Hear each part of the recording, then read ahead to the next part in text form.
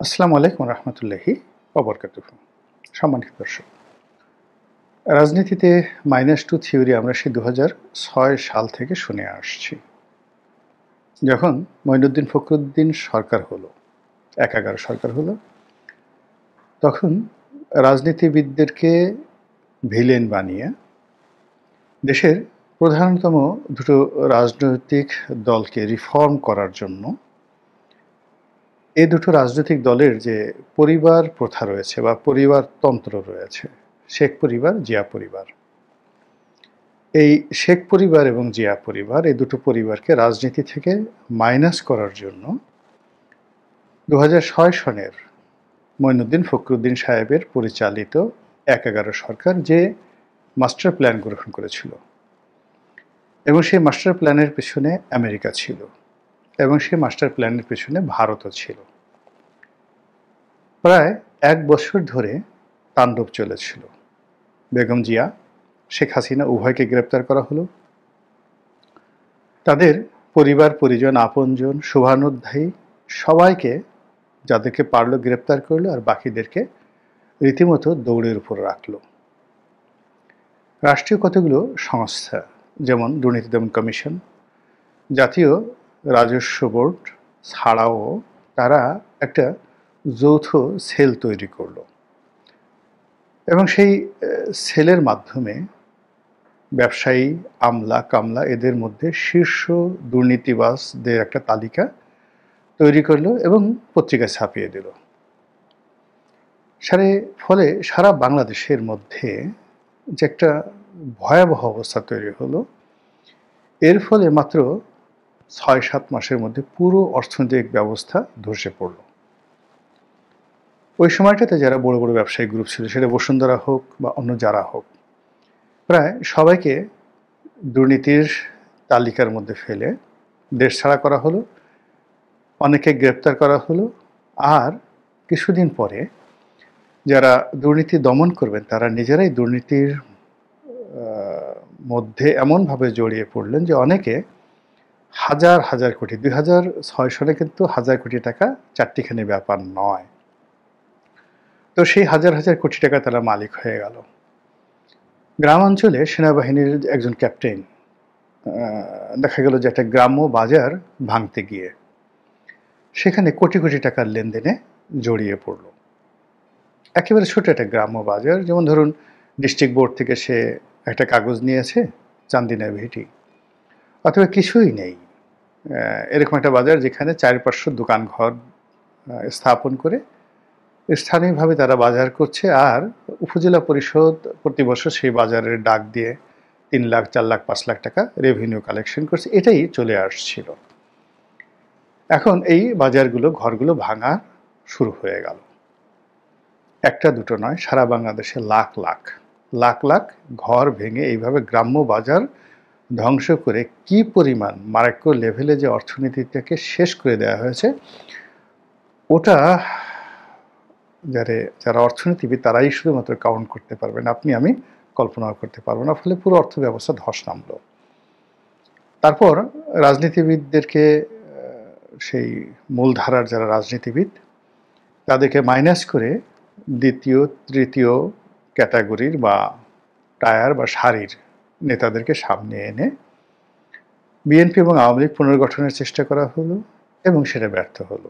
যাই হোক, এরপর থেকেই রাজনীতিতে -2, রাজনীতিতে ১/১১ কুখ্যাতি অর্জন করল, এবং বিভিন্ন সময়ে সে ২০০৮ থেকে আজ অবধি যখনই আওয়ামী লীগ ফেল করেছে, রাজনীতির ময়দান উত্তাল হয়েছে, ঠিক সেই সময়টিতেই কতগুলো কথা সামনে চলে এসেছে। আবার একটা ১/১১ কি আসবে? আবার কি একটা মঈনুদ্দিন ফখরুদ্দিনের সরকার কি আসবে? রাজনীতি থেকে আবার -2 থিওরি বাস্তবায়ন হবে ইত্যাদি। আবার কি কোনো কিংস পার্টি গঠিত হবে? কোনো ভারতের তাবেদার, কোনো যাকে বলা হয় আমেরিকার তাবেদার, সেটা হামিদ কারজাই হোক, কিংবা ওই যে সিকিমের আর একজন লোক ছিলেন লেন্দুব দর্জি, তার মতো কেউ কে ক্ষমতায় বসবেন? এরকম একটা আতঙ্ক, ভয় এবং গুজব যখন চলছিল, ঠিক সেই সময়টাতে 2024 সনে শেখ হাসিনার পতন হলো। আর পতনের পরে আকাশ থেকে অনেকগুলো নাজিল হলো আবাবিল পাখি।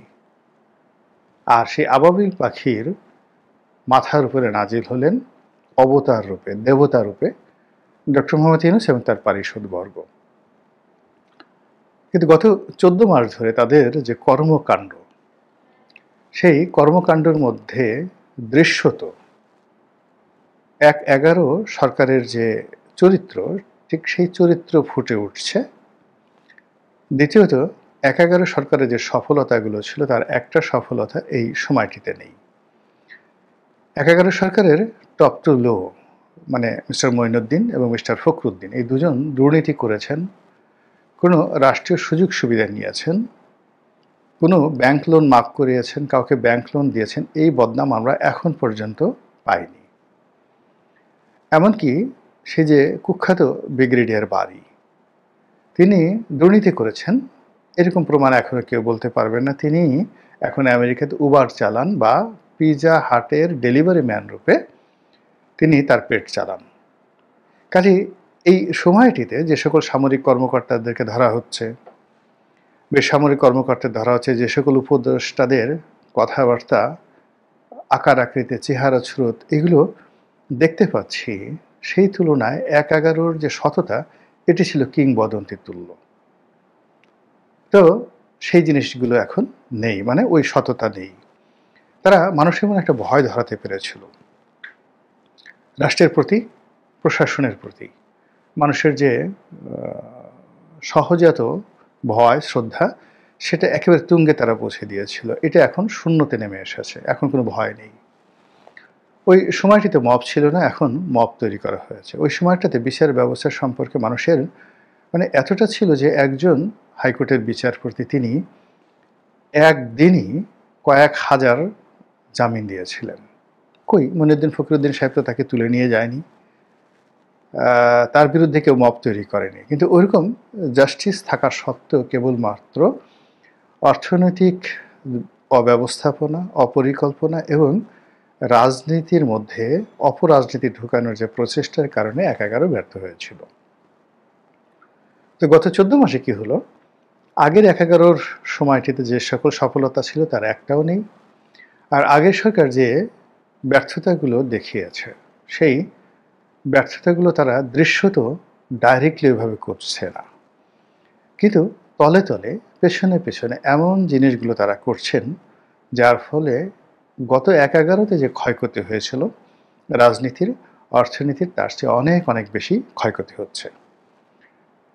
প্রথমত হলো গত 1/11-র মতো তারা একটা কিংস পার্টি করেছে, কিন্তু গত 1/11-তে যে কয়েকটা কিংস পার্টি ছিল তার মধ্যে ডক্টর মোহাম্মদ ইউনূসের একটা kings party, doctor Ferdous Ahmed কুরেশির নেতৃত্বে আরেকটা কিংস পার্টি। কিন্তু সেই কিংস পার্টির যে যাকে বলা হয় নেম ফেম, ওই সময় যে সমস্ত লোকে কিংস পার্টির সাথে যুক্ত হয়েছিলেন তাদের তৎপরতা, এবং সংস্কারবাদী হিসেবে আওয়ামী লীগের সকল শীর্ষ নেতা যেমন তুফাইল আহমেদ, আমির হোসেন আমু, সুরঞ্জিত সেনগুপ্ত, তারপরে আব্দুল মান্নান, আখতারুজ্জামান, মাহমুদুর রহমান মান্না, আখাম জাহাঙ্গীর হোসেন থেকে শুরু করে আওয়ামী লীগের সবচেয়ে মেধাবী ইনক্লুডিং সাবির হোসেন চৌধুরী, শেখ হাসিনার সঙ্গে যারা ছিলেন তাদের চাইতে অনেক অঙ্গের যোগ্যতম লোকদেরকে তারা সংস্কারবাদী গ্রুপ হিসেবে একত্র করেছিলেন।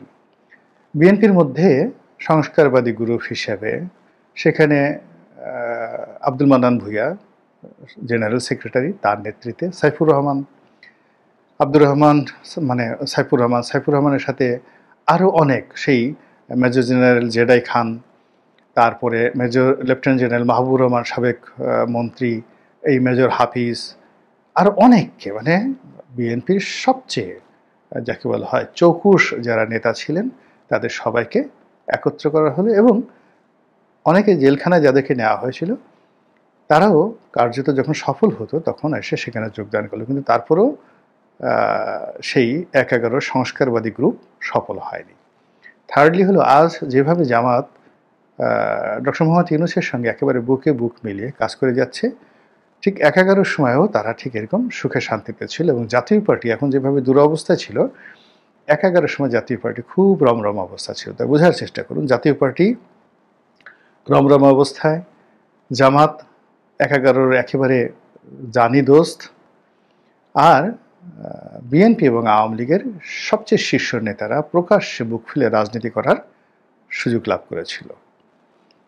এর বাইরে ডক্টর মোহাম্মদ ইউনূসের নেতৃত্বে আর ফেরদৌস আহমেদ কুরেশির নেতৃত্বে দুটো বৃহৎ কিংস পার্টি গঠন করার চেষ্টা করা হয়েছিল এবং পুরো জিনিসটি ব্যর্থ হয়ে গেল। তো সেই তুলনায় যদি এখনকার কিংস পার্টি ধরেন, হাসনাত সার্জিসদের কিংস পার্টি, কিংবা এখনকার জামাত ধরেন, ওই সময় গোলাম আজমের নেতৃত্বের জামাত আর এখনকার জামাত আকাশ পাতাল ডিফারেন্স। মানে ওই সময় জামাতের ওজন যদি 1 টন হয়, এখন জামাতের ওজন 1 কেজি, এই অবস্থা। 2 নম্বর হলে এখন বিএনপি বলতে যারা আছেন, সে 2006 সনের বিএনপির তুলনায় এখনকার বিএনপির মেরুদণ্ডহীন, লক্ষ্যহীন, উদ্দেশ্যহীন সংগঠন বলে কোনো কিছু নেই। আর আওয়ামী লীগের তো একেবারে কিচ্ছু নেই। এই অবস্থাতে আরেকটি একাগারো, সেটা তলে তলে হোক সামনে সামনে হোক, আরেকটি কিংস পার্টি, কিংবা ভারত অথবা আমেরিকার একটা তাবেদার সরকার, এটা সফলতা তো দূরের কথা, ব্যর্থতারও একটা লেভেল আছে। সেই লেভেলও তারা থাকতে পারবে না, এটাই স্বাভাবিক। তৃতীয়ত, 2006 সনের অর্থনীতির চাইতে এখনকার অর্থনীতি অন্তত পক্ষে 10 টাইমস 10 গুণ ঝুঁকির মধ্যে আছে। তখন রাষ্ট্রযন্ত্র যে অবস্থায় ছিল, সেই রাষ্ট্রযন্ত্রের 1% স্থিতি, চেইন অফ কমান্ড এবং নেম অ্যান্ড ফেম, রেপুটেশন, এটা এখন নেই। কিন্তু চক্রান্তকারীরা দেশ এবং দেশের বাইরে বসে ঠিকই চক্রান্ত করে যাচ্ছে। এখন যারা সংবাদপত্র নিয়ন্ত্রণ করছে, সোশ্যাল মিডিয়া নিয়ন্ত্রণ করছে, যদি 2006 সনের কথা চিন্তা করেন, সেই তুলনায় এরা একেবারে অবোধ শিশু, কচি খোকা, যাদের দুধ দাঁত এখন পর্যন্ত ওঠেনি। ফলে এগুলো মানে আপনার শরীরে যদি কেউ কচুর রস লাগিয়ে দেয়, সুসরা পাতা ঘষে দেয়, তো যেভাবে আপনি উত্তেজনায় লাভ হবেন, এখন আমাদের সামাজিক মাধ্যমে এরকম কিছু মানুষ এরকম সুসরা পাতা টাইপের কথাবার্তা বলে মানুষকে উত্তেজিত করছে। কিন্তু মানুষের মন এবং মননে এই বিপ্লবের পক্ষে, আন্দোলনের পক্ষে, ডক্টর ইউনূসের পক্ষে, সরকারের পক্ষে ন্যারেটিভ তৈরি করার মতো একটা সিঙ্গেল লোক এই বর্তমান বাংলাদেশে নেই, বা কেউ করছে না। তো কাজেই এই অবস্থাতে সরকারকে প্রতিটা মুহূর্তে তাদের গতি, প্রকৃতি এবং চরিত্র পরিবর্তন করতে হচ্ছে। গত 14 মাসে অন্তত পক্ষে 3-14, মানে 14 দুগুণে 28, 3-14 42, মানে 42 বার তারা তাদের সিদ্ধান্ত পরিবর্তন করেছে, গতি পরিবর্তন করেছে, কাউকে কাছে টেনে নিয়েছে, কাউকে দূরে ঠেলে দিয়েছে, এবং অগুরুত্বপূর্ণ বিষয়বস্তুকে তারা মানে দাঁড়িপাল্লায় উঠিয়েছে, যেটা বলার মতো না। যারা জীবনে কখনো একটা মেম্বার হতে পারবে না, তাদেরকে মন্ত্রী বানানোর লোভ দিয়ে তাদেরকে ঘোরানো হচ্ছে। তো এরকম একটা অবস্থা। তো সেই অবস্থাতে কাউকে মই দিয়ে একেবারে উপরে উঠানো হচ্ছে, আবার একটু পরে মই নামিয়ে নিয়ে বলা হচ্ছে গাছ থেকে লাফ দিয়ে পড়ো এবং মরো। তো এরকম একটা পরিবেশ পরিস্থিতিতে আপনি যদি এনসিপির কথাই চিন্তা করেন, যে গোপালগঞ্জে তাদেরকে যে প্রোটোকল দেওয়া হলো, কক্সবাজারে, বগুড়াতে তাদেরকে যে প্রোটোকল দেওয়া হলো, এখন চিন্তা করেন যে তাদেরকে যে অবস্থায় আনা হয়েছে, এই ছেলে মেয়েগুলোর আত্মহত্যা করা ছাড়া আর কোনো উপায় নেই। তারা এখন মিসকিনের মতো, ফকিরের মতো গিয়ে যমুনাতে দেখা করার জন্য দাঁড়িয়ে থাকে, যেখানে ডক্টর মোহাম্মদ ইউনূস তাদের সঙ্গে দেখা করার জন্য উদ্গ্রীব থাকতেন, নাহিদের সঙ্গে মনের কথা বলতেন, এখন তারা যমুনার সামনে গিয়ে দাঁড়িয়ে থাকে। ইট মিনস এই যে রাজনীতির যে মাইনাস থিওরি, এই মাইনাস থিওরিতে 1 নম্বর বলি হলো এই এনসিপি। আর যদি আপনি আওয়ামী লীগের কথা ধরেন, আওয়ামী লীগকে মাইনাস করার দরকার নেই, আওয়ামী লীগের জনগণই মাইনাস করে দিয়েছে। ফলে এখান থেকে আওয়ামী লীগে যদি ফিরে আসতে হয়, তাহলে এই সরকারের সিদ্ধান্তের উপর আওয়ামী লীগের ফিরে আসা নির্ভর করবে না, এটা জনগণের ইচ্ছা, আশা, আকাঙ্ক্ষা এবং আওয়ামী লীগের যে শক্তিমত্তার উপর নির্ভর করবে। অন্যদিকে বিএনপির কেউ মাইনাস করার মতো অবস্থায় সরকারের নেই। সরকার শুধুমাত্র দেখবেন যে অনেক লোক বাইরে কোথাও পারে না, নিজের ঘরের মধ্যে তাদের বাহাদুরি। সরকার এখানে যা কিছু করতে পারবে সেটা হলো তার উপদেষ্টা মণ্ডলীর মধ্যে তারা যদি চায় যে এখানে তারা মাইনাস করবে অমুককে অমুককে অমুককে, এটা পারবে। কিন্তু তারা এখন বঙ্গভবন বা ক্যান্টনমেন্ট সম্পর্কে কোনো সিদ্ধান্ত গ্রহণ করতে পারবে না। তারা যদি মনে করে যে আমরা এখন থেকে আর জুনায়েদ সাইকিকে, নুরুল হক নুরুকে, আন্দালিব রহমান পার্থকে, ববি হাজ্জাজকে আমাদের কোনো বৈঠকে ডাকবো না, আমরা সেই বাম ঘরানার রুহিন হোসেন প্রিন্স, তারপরে শেষে বাসদের রাজিকুজ্জামান রতন, তাদেরকে এখন আর যমুনাতে আমরা ডাকবো না, এটা তারা করতে পারে। এই মাইনাস করার ক্ষমতা তাদের আছে। অথবা তারা বলতে পারে যে আমরা ডাকবো কিন্তু বাইরে দাঁড় করিয়ে রাখবো, ডাকবো কিন্তু তাদেরকে আগের মতো খাওয়াবো না, ডাকবো কিন্তু দেখা গেল আগে ডক্টর মোহাম্মদ ইউনূস একবার দুবার বৈঠক করেছেন, আলী রিয়াজ বৈঠক করেছেন, এখন আর আলী রিয়াজ বৈঠক করবেন না, এখন ডেপুটি প্রেস সচিব যারা আছেন তারা বৈঠক করবেন, করে যারা তাদের কাছে বিভিন্ন সময় গেছেন, অবনত হয়েছেন, অনেক কিছু আশা করেছেন, তাদেরকে অপমান করার জন্য তারা এই কাজগুলো করতে পারবেন চমৎকারভাবে। এর বাইরে বড় বড় রাজনৈতিক দল বা যে সকল রাষ্ট্রশক্তি রয়েছে তাদের সঙ্গে আসলে বাহাদুরি দেখানোর মতো অবস্থা এই মুহূর্তে সরকারের নেই। তবে একটা বিষয় আমাদেরকে ভাবতে হবে, সেটা হলো কোনো শক্তিশালী প্রাণী হঠাৎ করে যদি আহত হয়ে যায়, হতাশ হয়ে যায়, তাহলে কিন্তু তার দ্বারা মারাত্মক ক্ষতি হয় তার নিজের। আমরা বলি না যে আহত বাঘ তার আক্রমণ খুব মারাত্মক হয়। তো সেক্ষেত্রে এই সরকারের যে একটা প্ল্যান ছিল, আর সরকারের পেছনে যারা ছিলেন তাদের যে একটা মাস্টার প্ল্যান ছিল, সেই মাস্টার প্ল্যানটা আসলে মুখ থুবড়ে পড়ে গেছে। আর এই পড়ে যাওয়ার কারণে সবাই বিক্ষুব্ধ, হতাশ, এবং সেই হতাশার সময় এনিথিং মাইট হ্যাপেন্ড, অসম্ভব সব ঘটনা ঘটে চলেছে। ট্রেনে করে বিশাল সেই অস্ত্র এবং গোলাবারুদ আসছে, সেনাবাহিনী সেটা গোয়েন্দা তথ্যের ভিত্তিতে উদ্ধার করছে, একটার পর একটা আগুন লাগছে, এবং বিমানের কার্গো ভিলেজ বা ঢাকা বিমানবন্দরের কার্গো ভিলেজের মতো জায়গাতে আগুন লাগার মতো ঘটনা, মানে একটা দেশের কপাল পোড়ার মতো ঘটনা, সেই ঘটনা কিন্তু ঘটে গেছে। এবং আমরা এতটা প্যারালাইজড হয়ে গেছি যে কেউ এই বিষয়টি নিয়ে আর্তচিৎকার করার মতো আমাদের সাহস হয়নি, শক্তি হয়নি, অনুভূতি হয়নি, প্রয়োজন হয়নি, কিংবা মনোমস্তিষ্ক সাড়া দেয়নি। ফলে এনসিপির এই যে মাইনাসটা আমরা দেখতে পাচ্ছি, কিন্তু পরবর্তী মাইনাসটা যে কে হবে এটা ভাবতেই মানে কণ্ঠস্বর স্তব্ধ হয়ে আসছে, এবং সেটার পরিণতি কি হতে পারে তা ভাবলে আরও শরীরের পশম কাটা দিয়ে উঠছে। মহান আল্লাহ আমাদের সবাইকে হেদায়েত দান করুন এবং হেফাজত করুন। আসসালামু আলাইকুম ওয়া রাহমাতুল্লাহি ওয়া বারাকাতুহু।